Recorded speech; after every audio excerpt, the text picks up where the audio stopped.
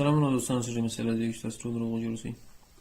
دوستانو ډېر زیات خوشحاله چې تاسو ویډیوګانې ګورئ او غوښتنه مې د دې کړې وه چې په سټاټیک سټرکچر کانکریټ او مقاومت په نور داسې کتابو باندې بحث وکړه، خبرې ورباندې وکړه. انشاءالله دا انټروډکشن زه په بلې نورو ویډیوګانو کې هم درته درکړم، هلته لږ تفصیلي بیا درته غږېږم ورباندې.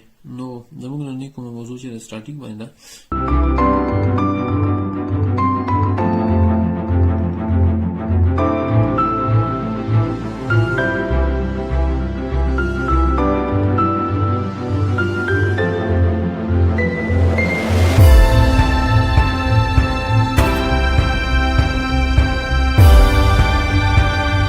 نور ویډیوګانې په سټاټیک کې تاسو ته ما یو درې نور اپلوډ کړي دي.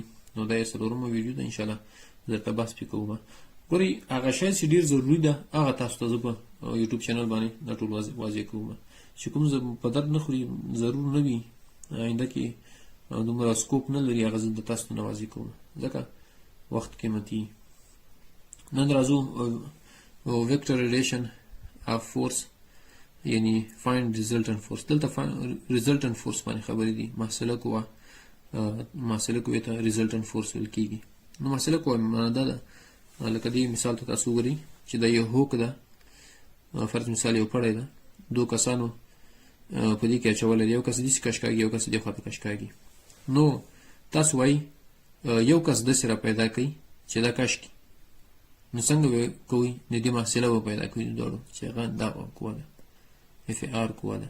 یعنی محصله چې موږ لیکو، یعنی یو یعنی لومړی کس او دویم کس راواخلئ، دا سره جمع کوي، د دوی چې کومه قوه لري هغه باید یو کس ولري، داسې کس تاسو بیا پیدا کوئ چې هغه د اف آر ده. یعنی مطلب ترې دا ده چې اف یو کس او د اف دوه کس چې څومره قوه هغه کوي واردوي په دې هوک باندې یا دې کنجک باندې، نو محصله کوم مسیر باندې ده او څومره قوه ده. نو د دې مربعاتو مجموعه تاسو ته نور انشاءالله په بحث کوم دې خاطر که بله څنګه کېږي پیدا کېږي. فرض مثال دا محصله ده، ګورئ دا راواخلئ، د دې بیا دلته ورته ولیکئ، دا اف یو سو، دا اف دوه سوله، دا راواخلئ. نور به تاسو په ساده جمع به زده وي، نو د ویکټورونو جمع نه یم زه، کوشش وکړئ کار ورباندې وکړئ او زده یې کوئ.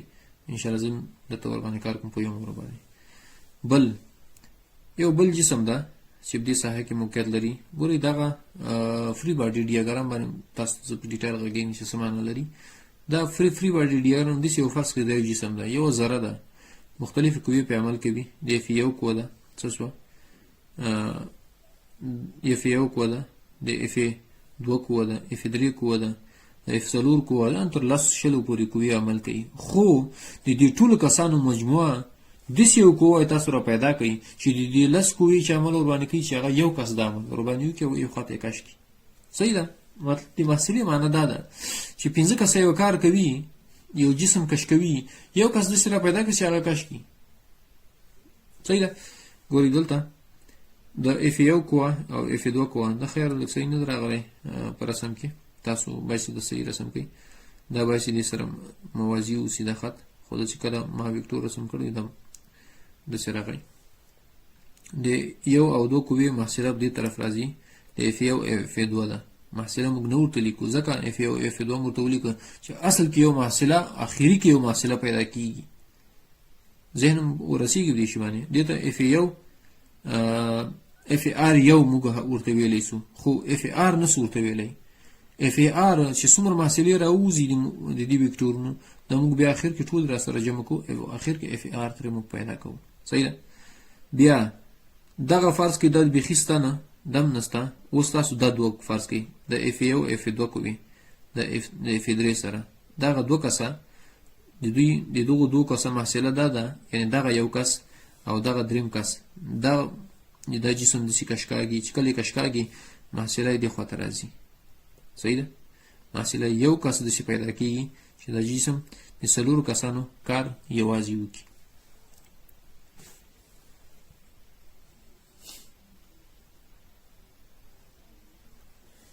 ها، نو دې باندې به تاسو پوه شئ. دا په اصل کې دغه کوم یو شکل چې دا معنی لري یو جسم ده یو کس دو کس درې کسې کش کاږي نو محصلې چې اخر کې راوتلی او محصله دار غلې ده بل محصله اخر کې ده راغلی نو دغه کسان چې د جسم باندې عمل کوي اخر کې به یو کس د دې کش کاږي یو کس به وي د ټول کار به کوي چې به کش کاږي جهت ورکړي موږ څنګه لیکو دا اف ار دا مساوي کیږي اف یو جمع اف 2 دغه قوه یعنی دغه جمع دا اخر کې د محصله لاس ته راځي په دې کې دوه شیان ډېر مهم دي د ساين او د کوساين قانون ډېر مهم دي پکې تاسو باید چې دې باندې ځان پوه کړئ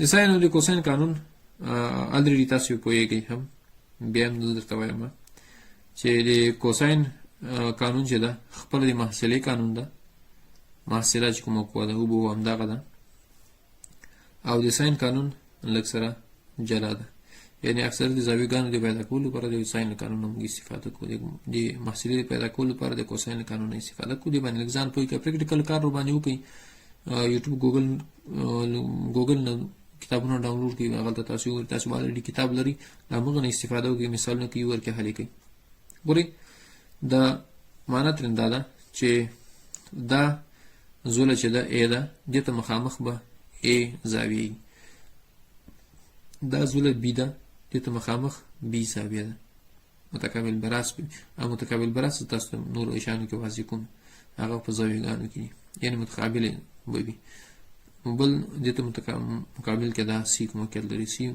زوله بداوي او زاویه بورته مخامخ وي څنګه به مکو یعنی دغه سی تقسیم ساين د سی صحیح ده بی تقسیم ساين د بی ا تقسیم ساين د ا په همدې طریقې دا دې هم تاسو لیکلی سي چې ساين د بی تقسیم پر بی ساين د ا تقسیم پر ا دا ګور ټول مساوي حالت کې دي سره مساوي دي په دې چې موږ بعضي ریر کیسونو کې راځي چې دا درې وړ زاویه‌ګانې موږ پیدا کوو دا اکثر دو ربط ورکول کیږي او معلومه وي نه معلومه وي موږ انسان قانون پیدا کوو ها مثال کې پورته تاسو زه لږ وضاحت درکوم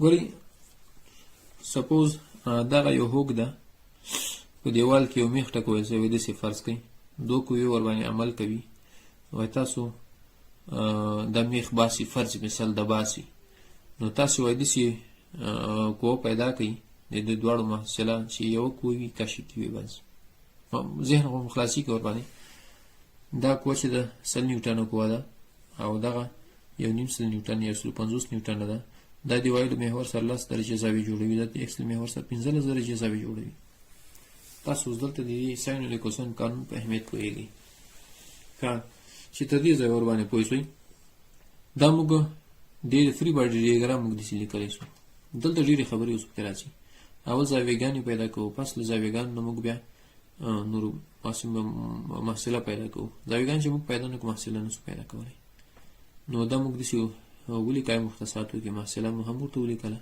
د اف ار په نامه باندې صحیح ده دا اف ار دلته چې کومه 10 درجه زاویه د 100 نیوټن قوه له ایکس محور سره 10 درجه زاویه جوړوي دغه یو نیم 100 نیوټن قوه د وایلو محور سره 15 درجه زاویه جوړوي دا 15 درجه ده صحیح ده لیکلی 15 او د لاسته ښه محصله په دې لوري باندې ده دلته د محصلې زاویه وای تاسو د ایکس محور سره پیدا کړئ وای د محصلې زاویه تاسو وای د 100 نیوټن کویلو محور سره پیدا کړئ نو دا خبرې دي دا څنګه پیدا کیږي دا دې پیدا کیږي ګورئ داخل د دې کومه یو په سره باندې یو مربع شکل نسو ته ویل کې مزله غونډه ده ځکه زولې سره دو په دو سره موازی دي مساوي او موازی دي ګوري دلته دغه کوم یو زاویه چې ده او دغه زاویه صحیح ده ګوري دل لدی محور سره او د له دې محور سره د ګورو دې سره او دې سره څنګه پیدا کیږي. دلته اوس موږ ګرځو چې کوشش کوو چې دغه پیدا کو، دغه زاویه چې دم پیدا کړل دې معنی ده چې دم پیدا کړل. صحیح شو؟ څنګه پیدا کیږي؟ ګوره دغه ساحه د x محور او د y محور سره عمود دي 90 درجې دي. که چې 90 درجې سولې دغه 15 راوخره 10 سره جمع چې 15 وسی د 90 نه منفي کده به پاتې شي. صحیح شو؟ 15 شپته دا 15 شپته دا 15 شپته اوس دغه او د سره مساوي شي، دا او د سره مساوي کیږي، دو په دو سره مساوي دي. بل چې موږ پیدا کوو دا غزاوی ورته پیدا کوو. ګوره داخل د دې زولو کوم یو زاویه دي، یو زاویو غانو مجموعه دی مربع یو مستطیل د مزراګانو د داخلي زاویه مجموعه چې کومه ده 360 ده، چې 360 سوله نو 360 به دلته زموږ د دوه په کار د دوه سره مساوي دم پیدا کړل. 360 منفي دا پیدا دي کنه نامعلومه موږ پیدا کوو. دا دوه دی یو دا یو دا د مش 15 دم 15 په دوه کې به زاد کې 400 لاس سره له په دوه به تقسیم کی. صحیح ده چې دوم تقسیم کې یو سل 15 زاویه لاس سره له یعنی دغه زاویه چې دا یو سل 15 دم یو سل 15 دومره خو پوه شوي. ښه اوس موږ څه کوو؟ موږ د څه فرضو ګوره د محصله کې دا کیسه ستا یو کو دا ده یو کو دي شامل کی. موږ د څه فرضو چې دا کو دا ده دغه مثلث موږ راخ دا موږ محاسبه کوو. دا نو خو پوهیږي کنه دا وتر غونډه ده، دا معلومه ده د کوه یو نیم سل ده او دا کوه هم معلومه ده سل ده، د دې زاویه معلومه ده 15 ده. صحیح شو؟ اوس موږ دا زاویه پیدا کوو او د دې زاویه پیدا کوو. پورې دا داخلي زاویه دې نه تر دې کوی پورې دا زاویه 15 ده، خو لدې نه دې نه د معلومه او دې نه دې خاطر نه د معلومه. ذهن خلاصيږي به. کا نور څه کوو؟ محصله پیدا کوو. ځکه دا موږ پیدا کړل، موږ لپاره محصله مهمه ده. دا یو نیم سل ده د سل ده. ګوره محصلې د فورمول تاسو ما لیکلی یو د کوساین قانون چې کوم یو ده یو نیم سل دا قوه ده مربع جمع سل دا زوله مربع منفي 2 ضرب ده سل ضرب یو نیم سل. دا تاسو وګورئ دا زاویه موږ پیدا کړې ده، دته مخامخ زاویه ده کوساین ده 115. دا چې کله موږ محاسبه کوو محصله به موږ ته 212.14 دا تاسو 214 هم لیکلی شئ کنه دا دقیق ده. ښه چې ته دې ځای پوه شوې. اوس موږ څه کوو؟ اوس موږ داسې کوو چې موږ دا بعضې زاویهګانې پیدا کوو چې تیتا زاویه ده د فی بیا خپل نور پیدا کیږي. څنګه پیدا کیږي دا وایم. او د ګورو موږ د کوساین قانون پورته استفاده وکړو د محصلې پیدا کولو لپاره، د زاویهګانو پیدا کولو لپاره موږ د ساین قانون استفاده کوو. ور تاسو ما ویل چې درې دانې یو زمان نه استفاده کیږي، دوه استفاده کیږي. ساین د a تقسیم پر a ساین د b تقسیم پر b. نو دا قیمتونه چې کله موږ سره وزګل ګور دا کوه موږ ته معلومه ده دا a خپل کوه ده b کوه ده دغه زاویهګان دي، دا کوچنی زاویهګان تاسو ته واضح کړو. نو کومه زاویه چې معلومه وي استلیول د ساین معلومه ده او د ساین تیتا نه معلومه ده. تیتا پیدا کولو لپاره د چې موږ دا سره محاسبه کوو. د ساین یو ځل 15 پیدا کړ یو نیم سره راغلی 212.5 تقسیم کړ تاسو به تیتا زاویه لاسه درکړي. څنګه به درکړي؟ دې به انورس اخلي. تیتا مساوي کیږي دسه تیتا مساوي کیږي ساین انورس ده دا قیمت نور ولیکي. په کیلکولیشن ساينټیفیک شفت به وي هغه ته به واوړي انورس ده. دا زاویه پیدا کړل فی معنی دا ده چې دغه معلومه ده 15 ده دغه تیتا معلومه سوله 9.2 ده 9.2 جمع 15 سره جمع کړئ نو سره جمع کړو 4.8 درجه سوي رااله. تاسو به دې څه وکړئ دغه مثال به تاسو حل کړئ پورې یو څه اندازې پورې د ساين له قانون استفاده وکړئ. ډیټیل تاسو به په کمنټ کې وایي چې څه به سورغی. نو دوستان دا زموږ نوې ویډیو چې تاسو وړاندې سواله نور ویډیوګانو لپاره چینل خامخا سره سبسکرایب کړئ. د بیل آیکن یې دوستانو سره شیر کړئ. مهم دوستان چې دوی تر مستفید شي. نور مو خو نه نشم خو وخت لري. الله